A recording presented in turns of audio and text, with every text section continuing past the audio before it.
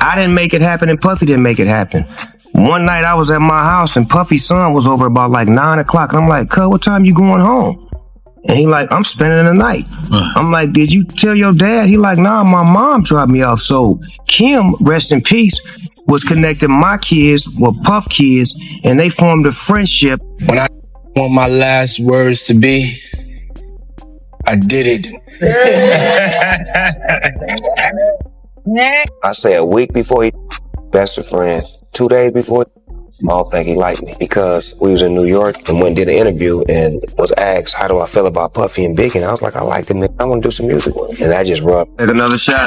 Dr. Dre or Puff Daddy? Dr. Dre. You know this Puffy show, y'all gonna cut this out. We was all friends at one point. This video footage of all of us hanging out. Pac, Biggie, Puff, Suge, all of us together prior to death. The internet hasn't stopped buzzing since 50 Cent released his Diddy documentary. One name going unusually silent has raised eyebrows: Snoop Dogg. No posts, no reactions, no commentary at all's moment appeared the film exploded online. Viewers began asking why Snoop went quiet exactly then. Today we're breaking down what 50 Cent has been hinting at, the timelines people are questioning, and the claims resurfacing across social media. The story turns uncomfortable quickly because speculation has filled the gap left by silence. Almost immediately, whispers spread that Snoop's absence wasn't random. Some online voices even suggested his role could be more complicated than expected. Those claims stopped people mid-scroll and pulled attention toward unanswered questions, unanswered timelines, and resurfaced rumors. No conclusions are drawn here, but the timing alone has kept audiences watching, debating, and waiting for clarity as discussions continue to grow louder by hour. Justin went to UCLA, my son went to UCLA. When Christian was rapping, my son was rapping. When he was modeling, they was flying over the world together. So they forged a friendship and a brotherhood that me and Puff always had. The wrong way, like, it's trying to shot at you, and you talking about you want to do a song with him. I wasn't thinking about his emotions. I was thinking about the way I felt at the time. I wasn't into no controversy. I liked the music. They was our friends. We was all friends at one point. This video footage of all of us hanging out. Pac, Biggie, Puff. My relationship with Suge Knight, that's my CEO, my partner, my homeboy, my love, my business, my inspiration. They tried to get me to not like Puffy and Biggie while we was in the middle of the Death Row Bad Boy feud. And I made a choice that I had no issues with them. Biggie Smalls, he's an artist that I listen to his music. I love his work. There's no beef. It's nothing personal. I don't hate him and I don't disrespect him. Hey, yo, why Snoop Dogg ain't helping Diddy? Why ain't Diddy's my friend? Diddy. Help your friend, Snoop Dogg. You right there with it. Oh! Snoop Dogg edition, nigga, the 70s style, boy. Hold on. I got you. Go ahead. Lock out on that. Oh, he locked out. A lot of viewers said Snoop's disappearance felt off, and that instinct makes sense. The documentary shot straight to #1 on Netflix in the United States and the United Kingdom, intensifying attention overnight.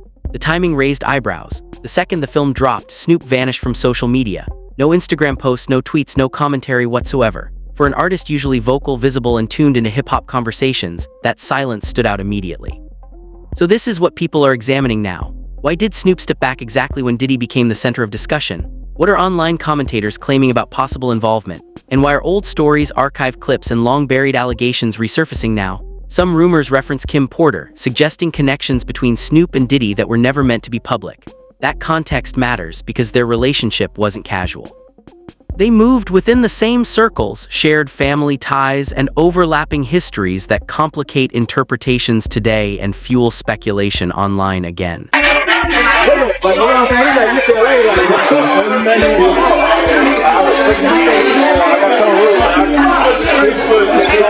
Sundays, baby. The Snoop Dogg edition. 100 not enough. Get a 100. Get a bill. Snoop Dogg edition, nigga, the 70s style, boy. Hold on. I got you. Go ahead. Lock out on that. Oh, he locked out on like that? Oh, he locked. See, that's 70s locking right there. That's locking. That's called pop locking. That's locking. When the documentary landed, the internet erupted. Survivors shared stories, parties were scrutinized, and Diddy's name dominated timelines everywhere. Nearly everyone reacted publicly except Snoop Dogg. While artists debated in real time, he stayed silent. For someone known for speaking freely, that quiet felt unusual. That absence became the starting point for questions, speculation, and renewed scrutiny across fan communities and comment sections online everywhere now. On Puffy's sons and my sons have been best friends since they were 6, 7 years old.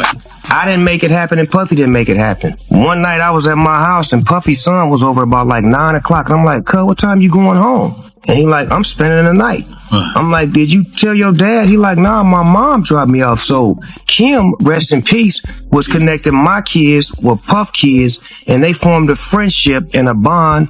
When Justin went to UCLA, my son went to UCLA. When Christian was rapping, my son was rapping. When he was modeling, they was flying over the world together. So they forged a friendship and a brotherhood that me and Puff always. Snoop has spoken before about how deep his connection to Diddy ran. In past interviews, he explained that their sons had been close friends since childhood. Their families weren't simply friendly, they were intertwined. Kim Porter, Diddy's late former partner, was often mentioned as organizing playdates and shared time for the kids. Over the years, their lives appeared to move in parallel. When Justin attended UCLA, Snoop was present. When Christian pursued music, Snoop's son followed a similar path. This wasn't a surface-level association. It was a long-standing bond that spanned families, careers, and social spaces.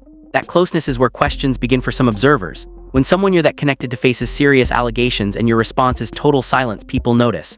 Many expected at least a brief acknowledgement. No direct accusations are made here. Still, the absence feels unusual given the history. To understand the discomfort, supporters point to what is being alleged online. Claims reference secretive parties, inappropriate conduct, and behavior beyond standard celebrity excess. There are also rumors about Snoop appearing in compromising situations alongside Diddy, plus darker suggestions involving exploitation-related activity. These are heavy topics, and not everyone agrees with them. Once people revisit old footage, patterns in Snoop's public behavior are being re-examined. One clip repeatedly discussed shows Diddy making an odd comment on television about how he'd want to be remembered. That moment has taken on new meaning for viewers revisiting it today, fueling debate, skepticism, and renewed scrutiny across platforms online. Now again, broadly today, widely shared, repeatedly discussed, intensely publicly everywhere online. That top card. When I die, I want my last words to be, I did it. What draws attention now is Snoop's reaction in that moment. Viewers say his smile looks awkward, almost knowing, as if he understood the implication. What once seemed like a throwaway joke now feels like an inside exchange between two people sharing something darker. Commentators argue that this clip is only the beginning of why the situation feels unsettling. Separately, Suge Knight, currently incarcerated, recently offered his account of the night Tupac Shakur was shot. He said Snoop was supposed to attend the Mike Tyson fight with him but backed out unexpectedly. Suge claimed that cancellation had never happened before, raising questions among listeners revisiting old timelines, relationships, and unresolved tensions surrounding that night and its aftermath, publicly discussed again today. Are you back, my man? Man, I ain't went nowhere. I'm closer than you think.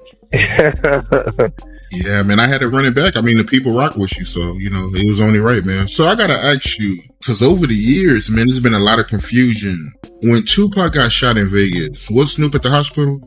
So, Snoop didn't go nowhere near the hospital.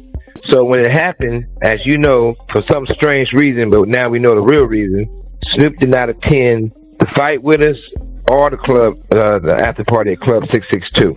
And what's so crazy about that, we thought it was strange that he wasn't there. This is the first one he didn't attend. And according to Warren G and everybody else, now we know why he didn't. But to get straight to the point was this. I was at my house in Vegas, and I started calling Snoop, telling him, hey, what's up?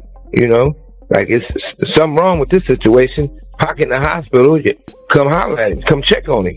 So he drove down, and I was at the house waiting on him. And after Tupac was injured and hospitalized, Suge said he repeatedly called Snoop, urging him to visit. According to Suge, Snoop didn't arrive immediately. When he did, Tupac's mother was present. Suge claimed Snoop broke down, saying Tupac was upset with him, then cried and became physically ill, a reaction Suge interpreted as guilt rather than shock alone. Interviews back in the days that created havoc between me and Death Row because I stood on my values. Exactly. Because when you said, I ain't got no issues. I said, I want to do a song with them. That's how I ended. I said, I ain't got no issues with Puffy and Biggie. I want to do a song with them. Things grew stranger when Warren G later said Snoop was at his house that night and allegedly had a high-powered security radio with him. Such devices weren't common. Witnesses claimed messages came through after the shooting. No accusations are made here. When these details are combined, some listeners question whether the circumstances sound entirely innocent, fueling speculation without definitive proof or conclusions drawn publicly yet. And death row, y'all don't love us. Y'all don't love us. All on the record, dancing, come to death row. But I was like, damn, we on the same record label. I know these people are really thinking like we are like Coast, West Coast. We got beef with the people we got beef with. But we could go anywhere in the country because we are America's most wanted. It's not only Suge Knight raising questions. Fans have revisited 1990s interviews, closely watching Snoop Dogg's behavior around Tupac. Once noticed, some say it's hard to ignore. Viewers point to tense body language, nervous energy, and uneasy expressions. They also note how often Snoop appeared closer to Diddy's circle than Death Row during the East Coast versus West Coast conflict. Even then, rumors circulated that Snoop had switched sides. Those claims didn't fully stick at the time, partly because his laid-back image softened perceptions. Looking back now, some fans feel the signs were present all along. Re-examining clips and timelines has deepened suspicion for certain viewers, pushing the narrative into darker territory filled with speculation, reinterpretation, and unresolved questions that continue circulating online today across platforms and comment threads, again widely shared, debated intensely by audiences now. A little bit more. Let me see how that. Oh yeah, dang. You know what I'm saying? We don't hold our man hand. We shake it and get it back in our pocket. Right. You know what I'm saying? They got Diddy and Neo, and if you heard Neo's wife call him Little Diddy, that he like freak off, get high and get freak off. They all baby oil you up. Oh man, what the hell is that? You know what I'm saying? Not him and his son. Tensions escalated when music industry veteran Courtney Burgess came forward publicly. He claimed to possess what he described as Kim Porter's authentic memoir, not the version later released and rejected by her children. According to Burgess, the material contains documentation he says Kim quietly collected over many years. He alleges she kept records, photos, and notes because she feared powerful people and believed the information could one day matter. Burgess claims Kim entrusted the material to someone she believed was safe before her death in 2018. What drew intense attention were his statements about the contents. He alleged the memoir includes images involving Diddy and Snoop Dogg in moments he claims appear inappropriate rather than casual. He stressed these were not brief greetings, but extended interactions that raised questions for him. During one interview, blurred images were reportedly displayed, and some viewers said the body language alone felt concerning, even without clear identities. Burgess also claimed the memoir contains similar material involving other unnamed male celebrities, all allegedly documented by Kim Porter before her passing. The situation intensified further when attorney Ariel Mitchell appeared on national television. Mitchell represents individuals who have made allegations connected to the Diddy case. She revealed that someone had contacted her attempting to sell a video described as compromising. According to Mitchell, the tape allegedly involved Diddy and another celebrity. What shocked viewers most was her statement that the second person was described as even more famous than Diddy, a claim that immediately fueled widespread speculation online. I was just recently contacted by someone who wanted me to essentially represent them in the sale of one of the Diddy tapes. So, which I declined that because... Wait a minute. Say that again. Say that again. Back up. You're saying that there's tapes and they're being shopped? Yes, there have been people already shopping. We've heard about the tapes. But yes. The shopping thing is... Yes, there already have been tapes leaking around Hollywood, being shopped around to individuals in Hollywood. But one particular person contacted me to shop a particular video they were in possession of, and to contact the person who was in the video to see if they were interested in purchasing the video before it became a public knowledge. I've heard this before. So like a... Correct. Wow. Can you, and I guess you can't reveal the person who is on No, I can't explain who the person was, but High profile? Mr. Combs was in the tape, and this other person is, I would venture to say, more high profile than... Ariel Mitchell later confirmed she had viewed still images connected to the alleged video. She said the second individual's face was visible and identifiable. According to her description, the footage was allegedly recorded inside Diddy's Atlanta residence. She stated the other person did not appear aware they were being filmed, suggesting secret recording. Mitchell said the content was explicit in nature. While she could not legally name the celebrity, multiple independent online commentators began pointing to the same individual. That name circulating most frequently was Snoop Dogg, though no confirmation has been made publicly by authorities. Dogg, not again, mentioned him in December of 2020, but everybody beat the hell out of me. Screw you, that can't be true. What the hell do I know, right? And then recently it just came out again that Snoop Dogg got accused of trafficking children. And what did everybody do? Ooh, Snoop Dogg is at the halftime. I'm going to the halftime. The timing of these claims raised additional concern for many observers. Kim Porter passed away suddenly in 2018 from pneumonia at age 47 and was reportedly healthy beforehand. According to those making the claims, she possessed evidence involving both Diddy and Snoop Dogg. For many people, that coincidence felt unsettling. Attention then shifted to individuals who say they witnessed events firsthand rather than relying on online speculation. One of those voices is Gene Deal, Diddy's former longtime bodyguard. He claimed to have seen behavior he described as disturbing. Deal spoke about parties he characterized as dark, highly controlled environments. He alleged temperatures were manipulated, specific music was used to create certain moods, and behavior took on ritual-like qualities. He described seeing a spiritual figure perform actions over Diddy's head, followed by Diddy releasing a white dove from a cage. According to Deal, the bird did not fly but fell to the ground. Something he said deeply disturbed him and stayed with him long after. Dude is a demon. That dude was possessed with some kind of demon, man. He's possessed with some kind of demon. Want to be in all this red, this dark rooms with the music blasting. There had to be a certain temperature, a certain type of music for the vibration they were saying. Come on, bro.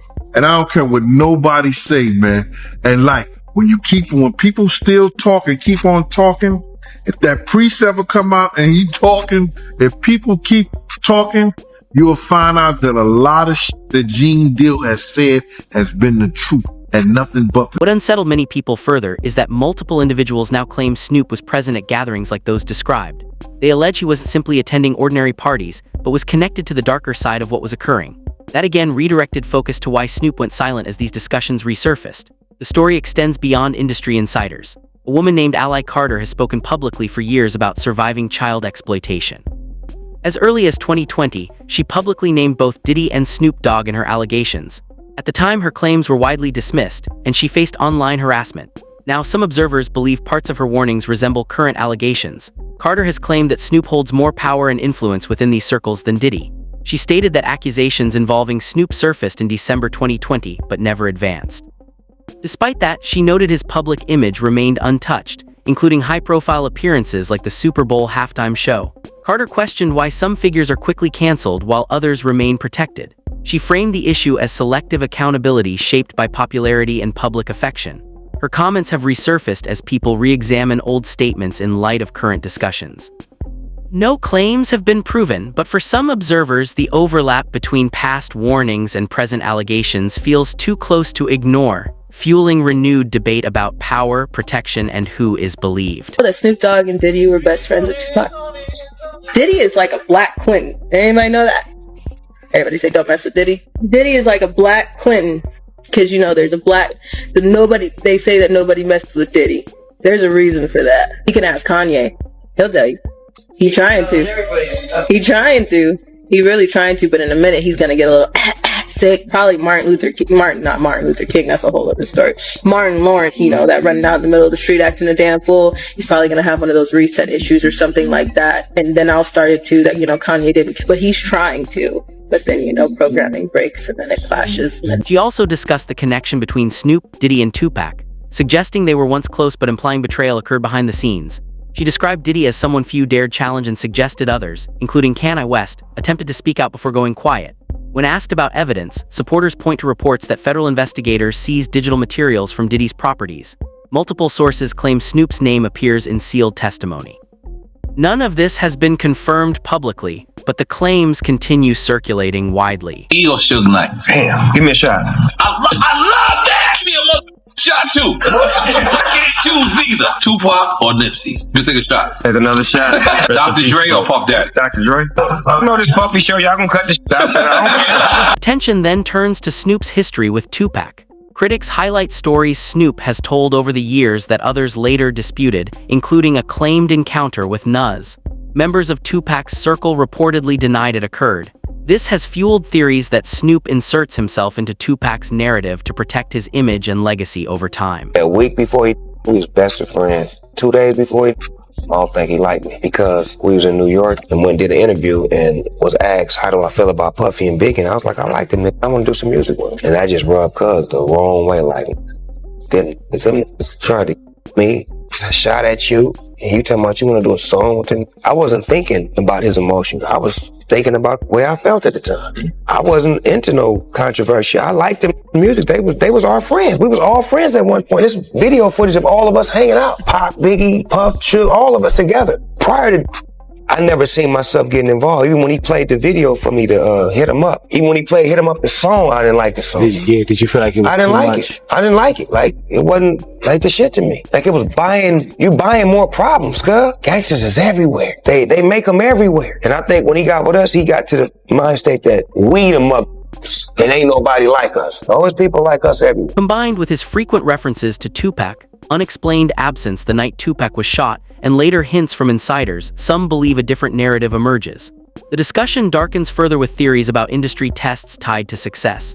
Critics suggest these ideas explain Snoop's rapid rise and why unsettling details keep resurfacing in conversations years later. My relationship with Suge Knight, that's my CEO, my partner, my homeboy, my love, my business, my inspiration. They tried to get me to not like Puffy and Biggie while we was in the middle of the Death Row Bad Boy feud. And I made a choice that I had no issues with them. Biggie Smalls, he's an artist that I listen to his music. I love his work. There's no beef. It's nothing personal. I don't hate him and I don't disrespect him and I love what he do. You know what I'm saying? And it's just me. I'm just a smooth, peaceful individual. I don't have beef with nobody right now, baby. That was the Angie Martinez interview back in the days that created havoc between me and Death Row because Then there's the timing.